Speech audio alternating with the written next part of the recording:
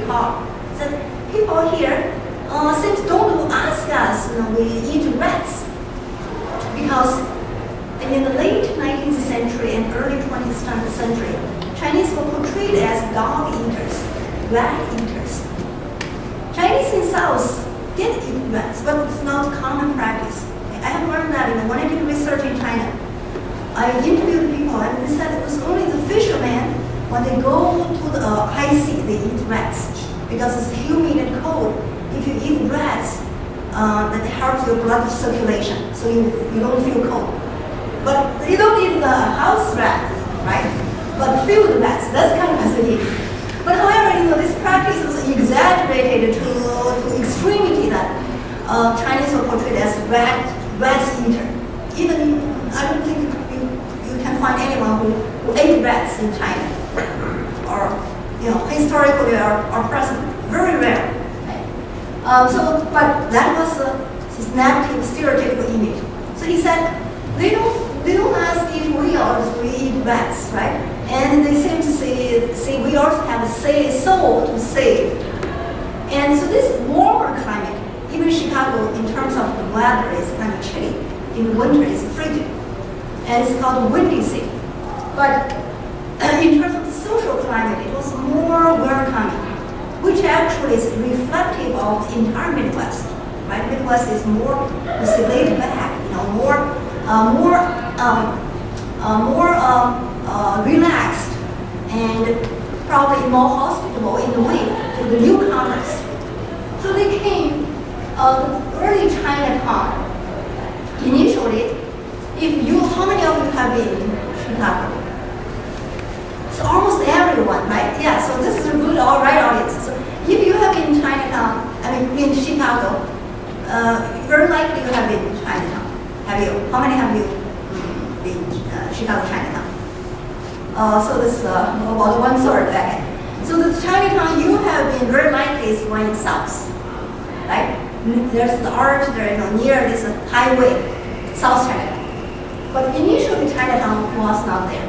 It was in the Loop area, okay, the current downtown, so-called Loop. So right now, what is the Loop area? So you see Magnificent Mile. You know Magnificent Mile, right? If you go to Chicago, you must go there. This is the hottest tourist spot.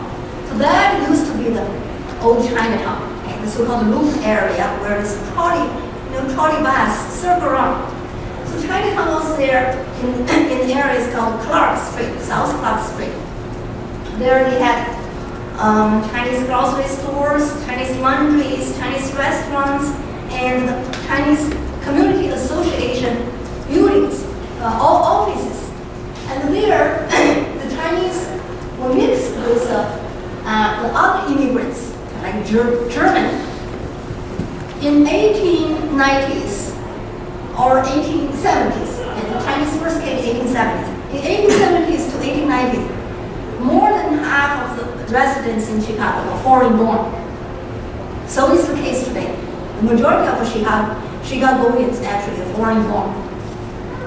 Most came from Germany, Ireland. Okay? So the order here, you can see it's not alphabetical order, but it is chronological order. Okay? This order indicates the different ethnic groups according to their arrival time in Chicago. Okay? So the Germans came first, the Irish followed. They're the majority, more than 70% of immigrants are these two ethnicities. British, Canadians, Swedish, Norwegians, Scottish, Poles, Italians, blacks, and then Asians. So the earliest Asians, Chinese, and then later on there's Filipinos, Japanese, Koreans. The more recently there's Indians, South Asians. And after 1970s, we have immigrants or new refugees from Southeast Asia, so-called Indochina, Indo-Chinese area. Those early Chinese were welcome. The first white people who contact them were the missionaries. Okay? They tried to evangelize them, right? Americanize them, evangelize them, because they are the heathens. Chinese heathens, they are godless people. So in order to save them, you have to teach them English. So the missionary workers, especially the church activists from the Baptist church. Okay, there are more than 10 or 12 Baptist churches in Chicago, very active among early Chicago, Chinese in Chicago. So they had this Sunday school teaching Chinese laborers English. The Chinese would call their American teacher American, and I use this word here because the newspaper article in those days liked to imitate the immigrant's accent, right? American is American with the Chinese accent to give the flavor of this diverse ethnicity. So Chinese are very appreciative of their American teachers, and when the English class session was over, they presented their Chinese English teacher with gifts. And in this Chinese community, the Moy brothers were the kings. They were the mayors. Even they don't have official titles, but the first Moy brother, the eldest one, was dubbed as mayor of Chinatown. And later on, after he died, his eldest son, Frank Moy, became the mayor of China. So this Moy family dominated Chinatown along with some other Chinese clans. And this Chinese, here is a brief history that tells you how the Chinese moved from Loop area to South Chinatown, the current tourist site of Chinatown, major Chinatown area, because of all this development. Okay. So Chinese population evolved from the early 50s, 60 to 500. By May 1890s, 500 of them, mostly are Moys, clansmen and relatives of Moy brothers. And by early 20,000, there are about 1,000 Chinese in town. So as their number increased, the Chinese also become nervous. So they're afraid they will be chased out of town again, like they were chased out of the West Coast. So they began to disperse themselves voluntarily. But that was not enough. In 1905, because the Chinese organized this boycott movement, protesting American government's mistreatment of Chinese. Because in 1882, there was anti-Chinese legislation called the Chinese Exclusion Act passed that banned Chinese labor from coming. In 1892, this exclusion expired, but the Congress renewed it and make it in effect for another 10 years, and eventually it become indefinitely in place.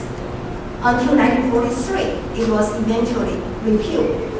So because of this anti-Chinese act, the Chinese were discriminated and mistreated on the West Coast. For example, there are a lot of violence against Chinese. Chinese settlement was set on fire. The Chinese women were pushed onto the ground because they have this tiny bound feet. They couldn't protect themselves, defend themselves. And the Chinese, there's riots. When the riots happened, some Chinese merchants' fingers were chopped off because there was golden ring there. Those attackers trying to take the ring out of their finger, but it was too tight. So they just chopped their finger along with the ring. Okay. So the incidents, many like that, some are subtle, but many are very violent. The Chinese are very afraid of that, and this 1905 boycott also further made mainstream Americans in Chicago become suspicious about Chinese. The Chinese interaction with white English teachers in church caused them suspicion. And this suspicion was heightened by an incident, a mystery. It's called Chinatown Trump mystery, happened in 1909. And this year, in October, there is a Chinese man. He said his cousin was missing. So he reported to the police. And he entered his cousin's room. He saw a trunk, a big trunk there, with a rope tied around him. So he called the police, and the police untied the rope, opened the trunk. So they all thought inside the gas would be the body of this Chinese man's cousin who was missing for a couple of weeks. But instead, it was the body of a young white woman, young lady. Her name was Elsie Siegel. And she was also reportedly missing for 1 week. Now, her body was there. So immediately people suspect, this missing Chinese, his name was Huping Ling. People suspect he was murdered because they were close in New York like in Chicago. There are many Chinese attend the English class, and their teachers oftentimes a white woman, some young woman. And because of this frequent contact, there's romantic relationship occurred. Liu Ling and Elsa Siegel were intimate people. We reported that they had romantic relationship, and it was believed that they were going to get married. But her parents, her family opposed this union. So people suspect, because of that, they killed this white lady.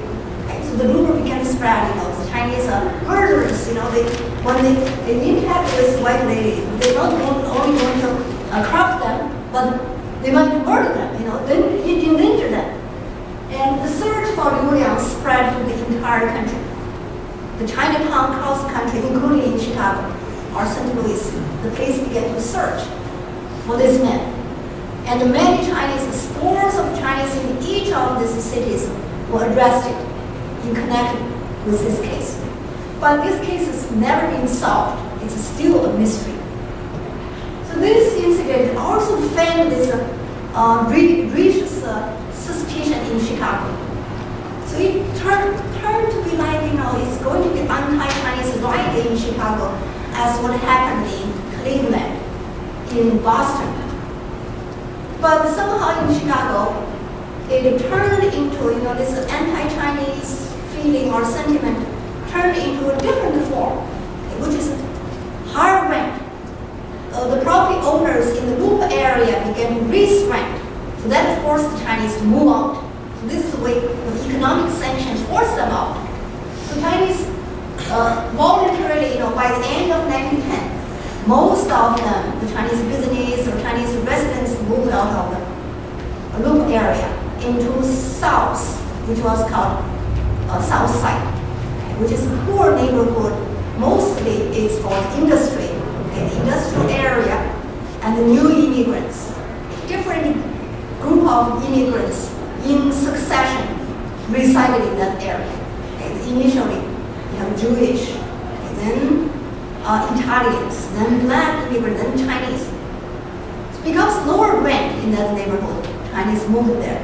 And that began the so-called Chinatown, South Chinatown, or New Chinatown. But right now it's Old Chinatown, not new anymore.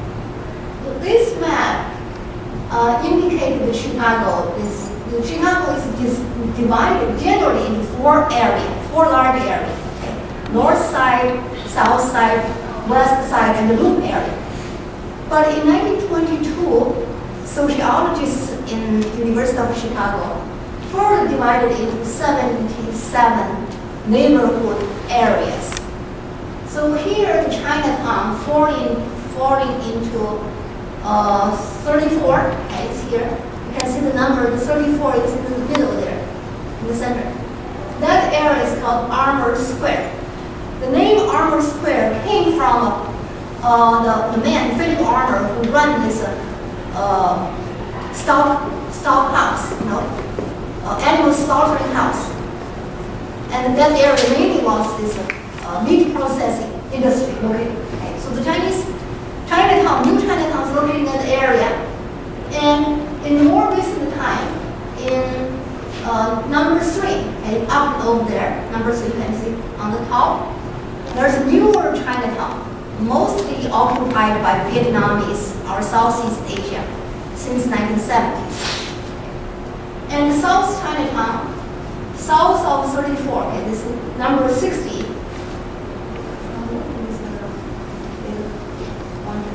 The 60 further expanded into the South Chinatown.